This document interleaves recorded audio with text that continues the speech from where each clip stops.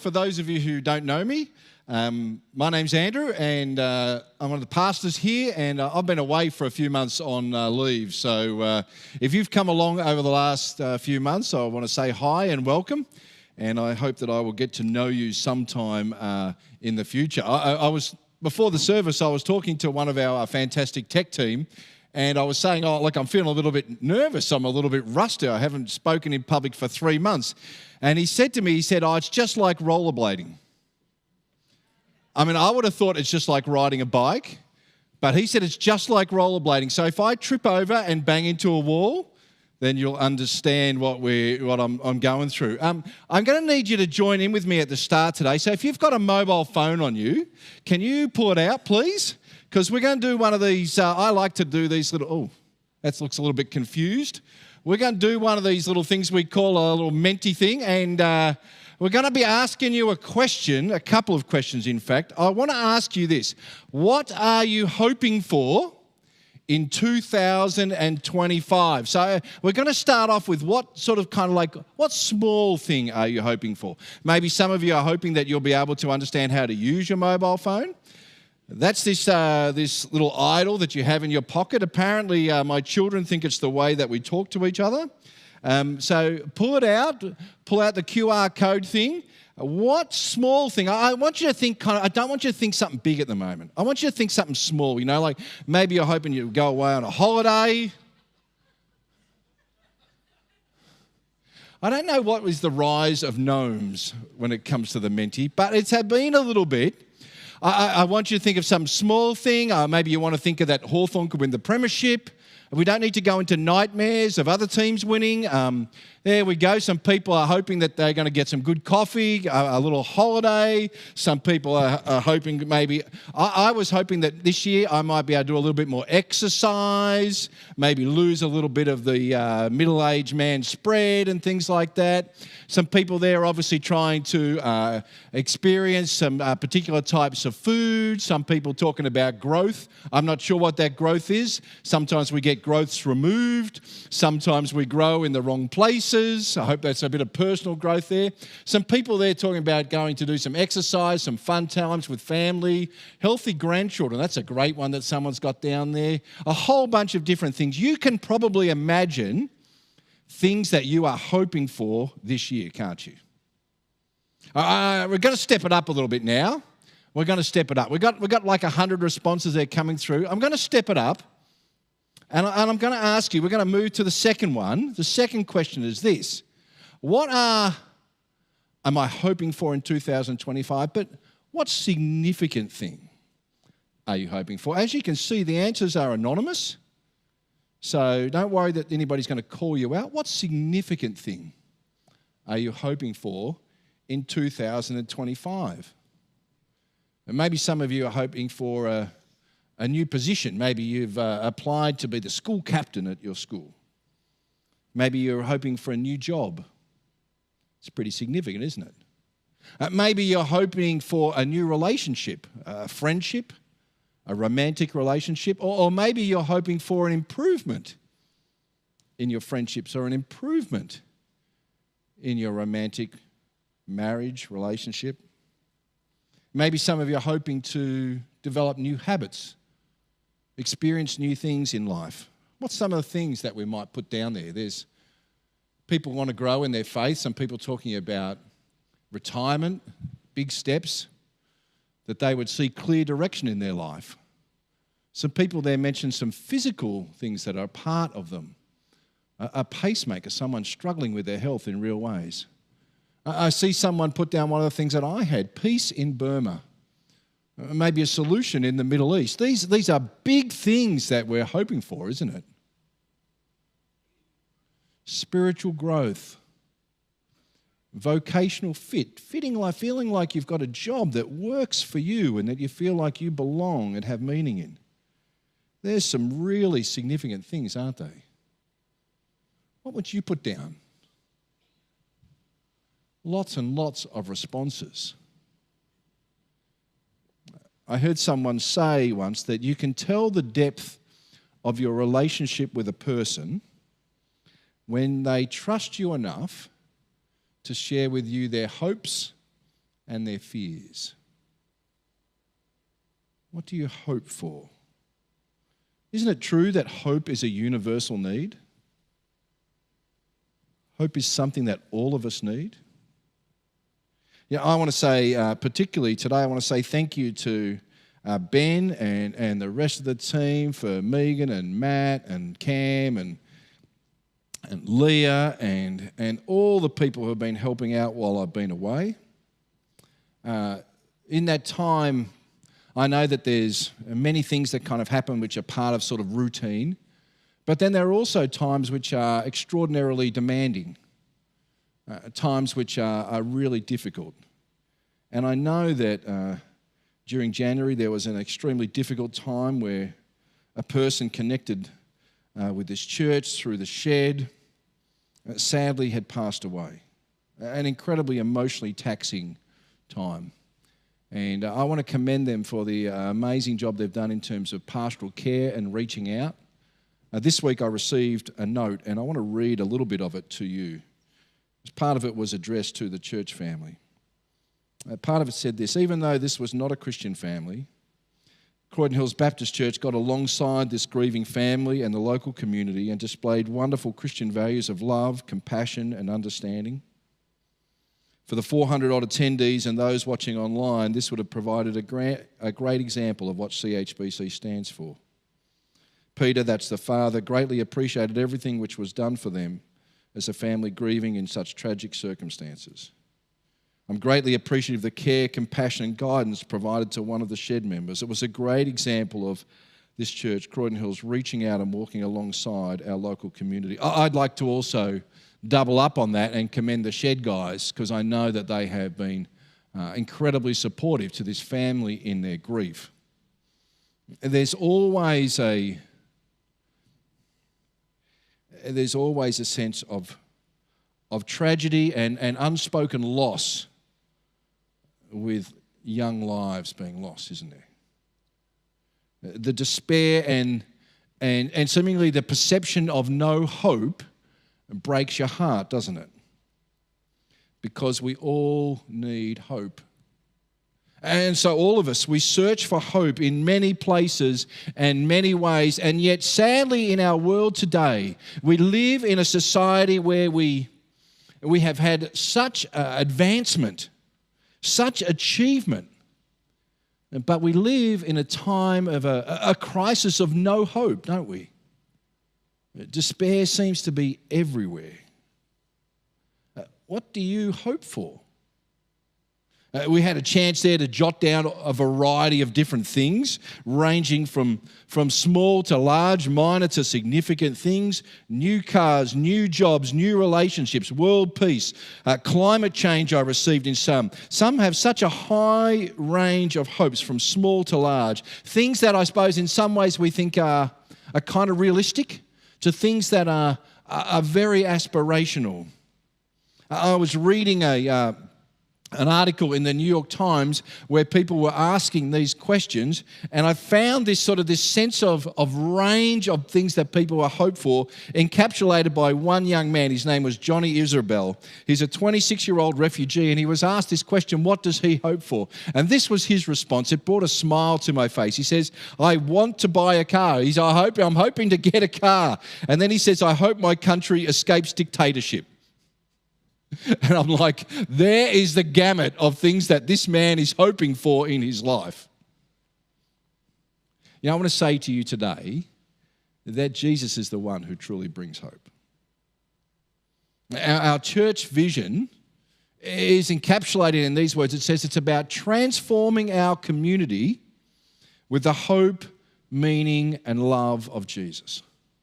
Seeing our world, our community, our neighbours, our friends, our colleagues transformed by Jesus. And I want to say to you today, in fact, I actually believe this is a different type of hope than what we usually encounter in the world. There's reasons why this type of hope that's found in Jesus, this what we could call kingdom hope, is different than what we encounter in other places. Why is that the case? Well, I want to give you three very quick reasons. We're not going to spend a whole lot of time on this, but I want to tell you very quickly why I think it's different. The first thing is about the object of the hope. because the object of the hope determines the strength of the hope. If I am hanging onto the edge of a cliff and I grab a hold of like a little bit of a weed that's hanging out, jutting out of one of those kind of rocks and stuff like that, and I have the greatest hope in the world, it's irrelevant because the weed ain't going to hold me. I'm just going to fall and tumble down. But if I am hanging off the edge of this cliff and there is a strong tree and I hold on to that tree, that's going to secure me. It doesn't matter how strong my hope is. The object of my hope determines the reality of it. And we have a hope in the one true living God, the God who keeps his promises. That's a hope that's not a dream. That's the hope that has confidence. The object of our hope is important. The second thing I want to say, that is a hope that is in things that are significant. All the things that we put our hope in are important to us. But some are less important. The Hawks winning the flag ain't important. But some things are significant. Some things, the hope in them is like, when I was traveling away, as you know, I've been away, there was one day it was really hot, bitumen road, the rain came down and you could see almost as soon as it hit the road, it evaporated. Some of the hopes are like that. Almost as soon as they hit the reality, they're gone. You know, they're with us for a minute. But some hopes last. They're significant. And the other reason why I want to tell you that they're important in terms of putting hope in Jesus, because it's different, is that it's hope for all circumstances. The times when we need hope the most, of course, is when we're in the valleys of life, isn't it? When darkness surrounds us like a thick fog and that we cannot see. That's the time above all when we need hope. And that's the hope that Jesus brings, the one who walks with us in the valleys. That he's there when guilt seems to weigh us down and threatens to bury us. We have the hope of forgiveness. It's hope when you feel like everything and everyone abandons you, because God does not abandon. His love is steadfast. It's hope when death is imminent, when our physical time on earth is reaching the end.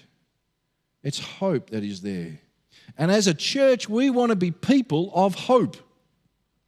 People that live the hope of Jesus out and share it with our community, transforming our community with that hope that's found only in Jesus. Well, what does that look like when the rubber hits the road? You know, we could spend some time and kind of break it down intellectually, but instead this morning I just want to take this opportunity just to share kind of like a few snapshots of life. A few snapshots of what happens when people encounter Jesus, because that's the source of hope. So we're going to start with some guys. Firstly, I want to talk about the hope that is found in Jesus in terms of healing, whether that's physical or emotional or spiritual. There's a guy in the Bible, his name's Bartimaeus. And on one particular occasion, you can read these little stories. I'm not going to expand them today. I'm just going to share with you. Bartimaeus is a guy you can read about how Jesus was traveling along and he reached a particular town and a crowd gathers around. And Bartimaeus is a beggar. So he's not in the middle of the crowd like what would happen in our world. Beggars and that were kind of like shunned to the side. Not only is he a beggar, he's a blind beggar. And in the midst of the milling of the crowd and people jostling around Jesus, he calls out with a loud voice. He cries out to Jesus, says, Lord, if you're willing, have mercy on me. And Jesus hears him. He hears him, calls him over. Come here. And asks him this question. Now, sometimes I think actually, you know how when you read a question and you go, that question doesn't need to be there? And Jesus asks him this question, what do you want? The question doesn't really need to be there, does it? It's almost there for the sake of the story because we know what he wants. He's blind. He wants his sight restored. I want to see. And Jesus heals him. and transforms his life. Changes it. His life never the same again. It's an encounter with Jesus. It brings him hope for today. But the encounter with Jesus is not only about hope for today, it's also about hope for eternity. Because you know what? For Bartimaeus, for you, for me, our lives are going to end at some point in time.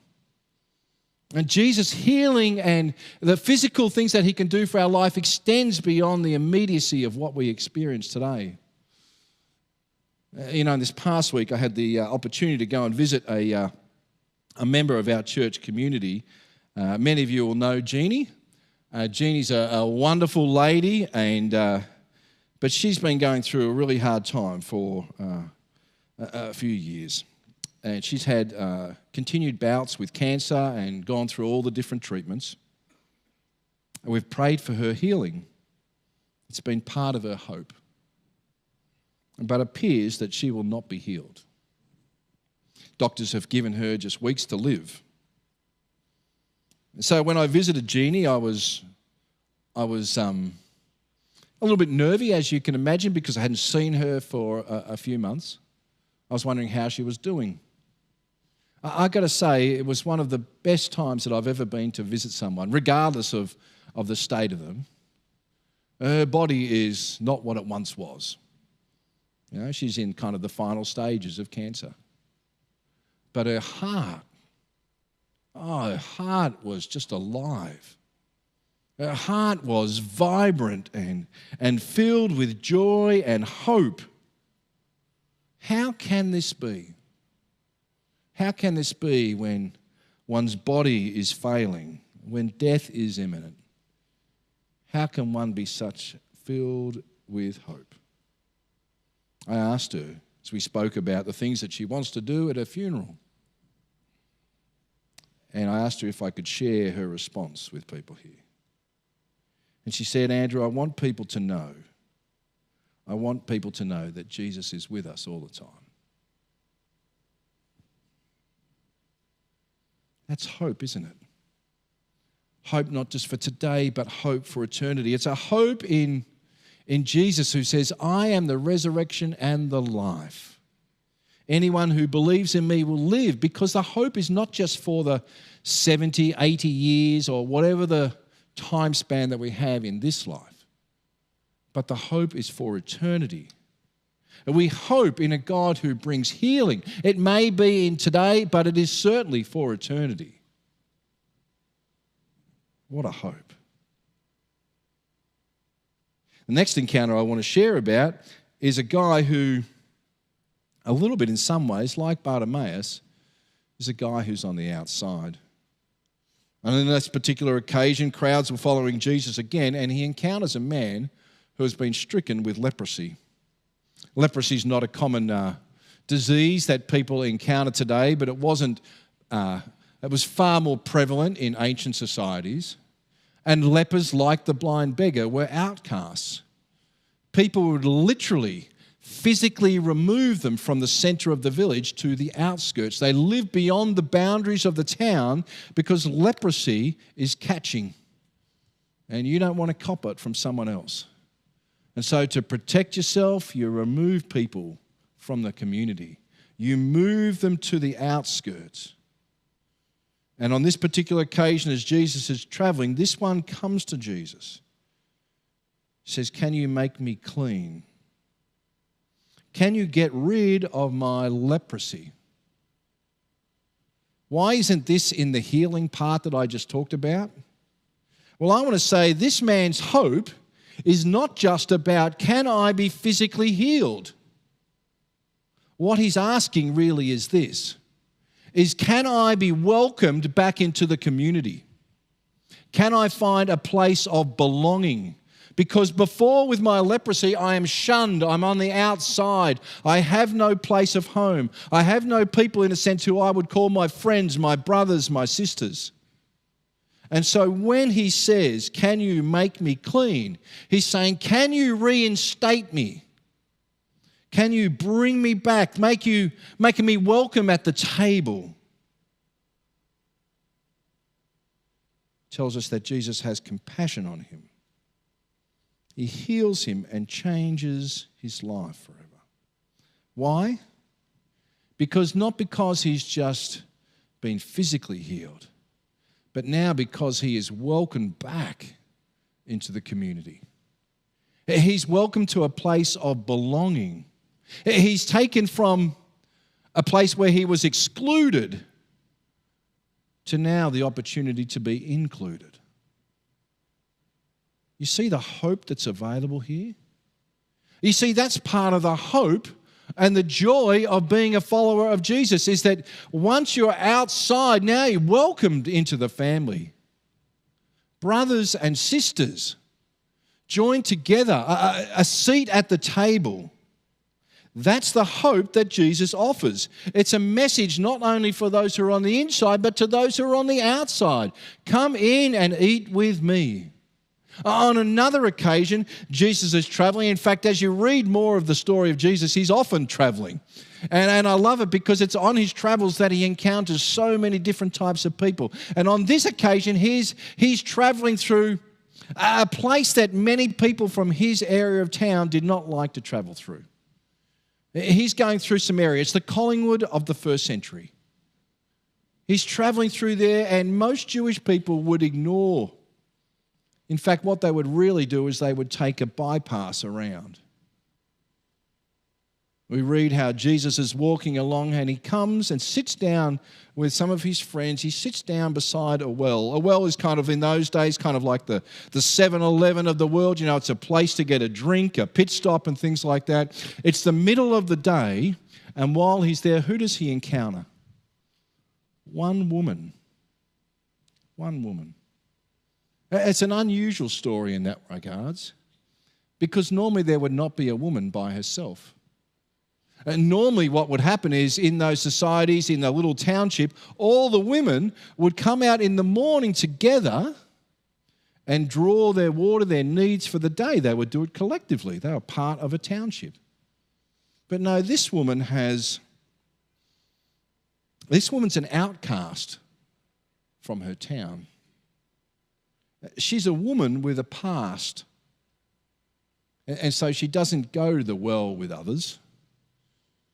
She's alone, much like the leper. She's isolated and excluded. What's her hope? It's the hope of anyone who's excluded, isn't it? Her hope is to find a place of belonging. She knows that her past hangs over her head like a thunderstorm. There's a darkness that surrounds her. What will she find? She encounters Jesus, who begins to forgive her, to remove the darkness that surrounds her. She is offered by him water, not physical water, but spiritual living water that will satisfy her soul. Jesus says anyone who drinks it will soon become thirsty again, talking about the water that they will pull up from the well. But the people who drink the water that Jesus gives will never be thirsty again. And Jesus' encounter with this woman offers her hope. No longer will you be excluded because you have a dark past, but your dark past can be forgiven. You're welcome to come and join. It leads to transformation, isn't it? Because that's what the message of kingdom hope is. Kingdom hope changes lives. It transforms us.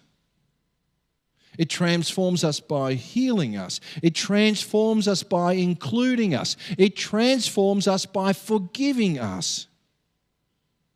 On another occasion, Jesus is on the road again. The crowds are following along. They're attracted by his message. They want to know more about him. And on this particular occasion, we read that in the crowd, there's a man by the name of Zacchaeus. Zacchaeus, he's a man who's vertically challenged, but he's also one who's very quick thinking. So we read about how he climbs a tree on the side of the dusty road, and so he can get a better vantage point. And again, Jesus sees him. He sees him, one who was normally hidden, because that's who Zacchaeus was. He was a guy who was, again, someone who was ostracized, someone who was on the outside. And Jesus sees him and he calls to him. And he says, come to my place for lunch. No, actually, Jesus doesn't say that. He says, I'm going to your place for lunch. It's the self-invite. I suppose Jesus doesn't have anywhere where he's living on those particular occasions, so he just invites himself to his place. Like the woman at the well, Zach has a past. His past is not in sexual affairs like the woman at the well. No, in some ways, his past was even worse than hers, because Zach is a thief. Not only is he a thief, he's someone who betrays his people. See, Zach is a tax collector. He's a tax collector. He doesn't work for the ATO, which would seem a very responsible, very, nice job to be working for the tax collector. No, because tax collectors in those ancient times, they didn't work for the Jewish society. No, tax collectors worked for the Romans. The Romans were the oppressors of their people. The Romans were the people who had invaded their country and taken over control and were running their society instead of them. These were people that they wanted out, and Zach, he's working for them. He's working for those who oppose us. And not only is he working for those who oppose us, tax collectors were kind of the experts at the skim. Your taxes are $100, but I'm actually going to charge you $125. So not only is he working for those who oppress us, but he's actually even taken more money for himself. So Zach is a rich man. He has a bulging wallet, but he has an empty heart. He's an outsider who walks alone and carries a backpack of guilt. Guilt plagues him because he knows that what he does is wrong. He's ashamed. And Jesus invites him to a new life. He invites him to an opportunity, a hope that he can be forgiven for his past and to be welcomed at the table. It's a terrible thing, isn't it, to carry guilt and shame around? I'm no rocket scientist, but I am sure that in this building, for those who join us online, there are numbers of people here who carry backpacks of guilt and shame with them right now. And you sit there going, no one could ever forgive me for what I've done. I could never tell anybody. I'm just so ashamed. And maybe you have a tiny, tiny little fraction of hope that you would ever be able to see that guilt wiped away. I want you to hear Zach's story about how God is able to forgive him. The final little story that I want to share with you is about a guy called Peter. It's an encounter between Jesus and Peter, one of his closest friends. It's not one of these guys who was walking on the road. No, Peter was someone who had walked alongside him for the past 3 years. He'd been there in times of great celebration. He'd been there in times of sadness. He'd been there in times of exploring and asking questions. He'd been with him in the day-to-day of life. He was one of his closest followers. But Peter, towards the end of Jesus' life, does something which stains his friendship, his history, his promises with Jesus. towards the end of Jesus' life, you can read about this encounter in John chapter 21. Peter says that Jesus is saying everybody's going to come under this persecution and you're going to run away. And Peter declares before them, I'll never do it. Again, I'll never do it. These people might run away. I'll never do it. I'll never betray you. But in what must have been seemingly only minutes, Peter denies Jesus 3 times. He had promised that he would always be his friend, always be faithful. But then denies him once, denies him twice, denies him 3 times. Can you imagine the guilt and shame that must have racked his soul? I mean, you know, when we all do the kind of the wrong thing, we feel that sense of shame about what we've done. But when we have promised that we will do something and then we flip on our promise, the shame and the guilt just adds up.